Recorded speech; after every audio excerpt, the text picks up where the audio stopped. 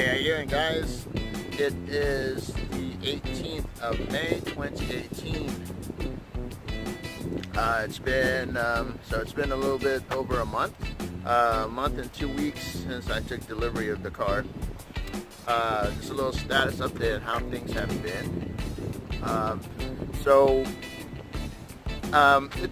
It's been relatively good. Actually, I'm obviously still enjoying the car, and I've had a few issues. It's very minor, really, and it was mostly caused by not getting my updates, my regular firmware and system updates.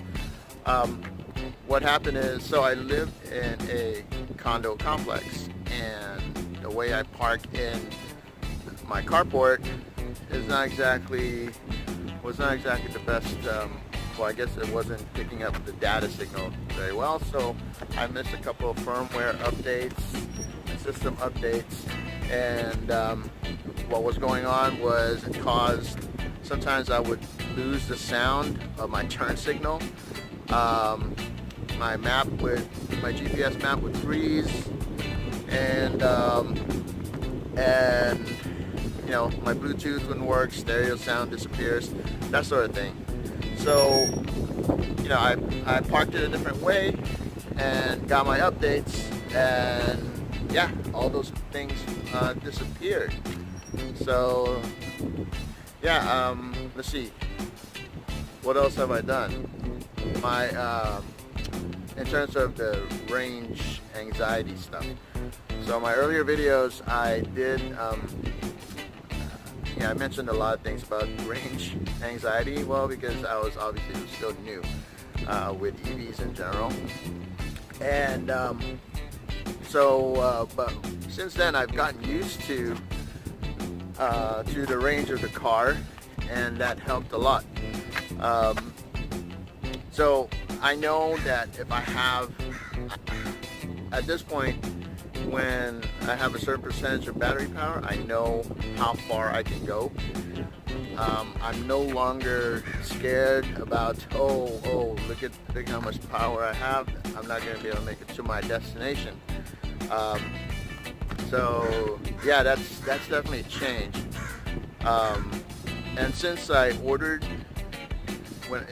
this back in January, there's been a lot more Tesla superchargers that has come online. So for me, that's obviously a big plus. Yeah,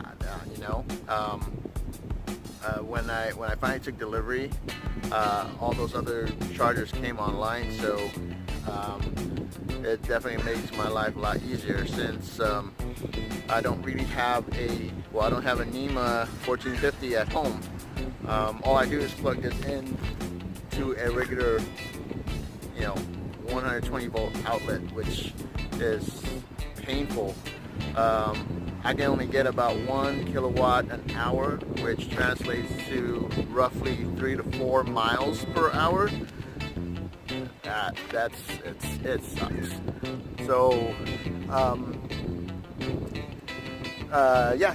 but in between my Tesla supercharger visits, you can't always get to the supercharger. So, what I've done is I bought one of those CHAdeMO adapters, because there's a ton of Whole Foods.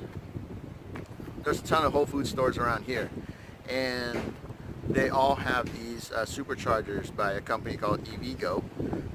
And well, it's not as fast as a Tesla supercharger, but it is the next best thing. I have a short video clip about that, which I'll post. I'll do another post. The only other issues I've had was when I had a little family gathering. Everyone test drove the car. So I don't know what somebody did. They did something with the second row back there, and it started to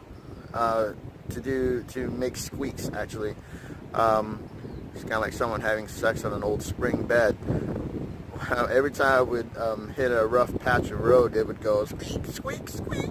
But anyway, yeah, I took it into Tesla, and what they did is somehow something under the carpet, was rubbing up against the pedestal of the second row, and whenever it hits a rough patch of road, so that was what caused the sound.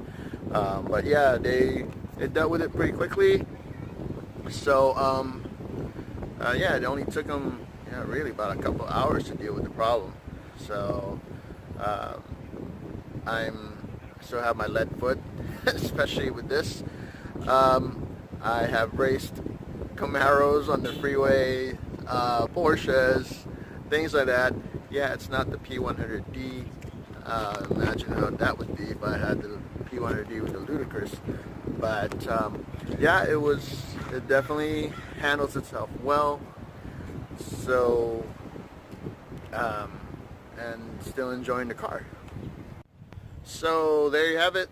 A month and 2 weeks, 6,600 miles. Doing well, doing very well. Everything is holding up.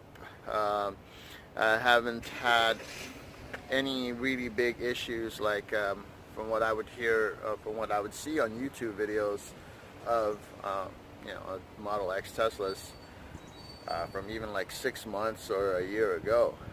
So whatever issues people have been having before, it's definitely been taken care of, I guess. So yeah, please like and subscribe, and if you are getting a Model S or a Model X, please use my referral code in the description below for free supercharging, and I'll see you around.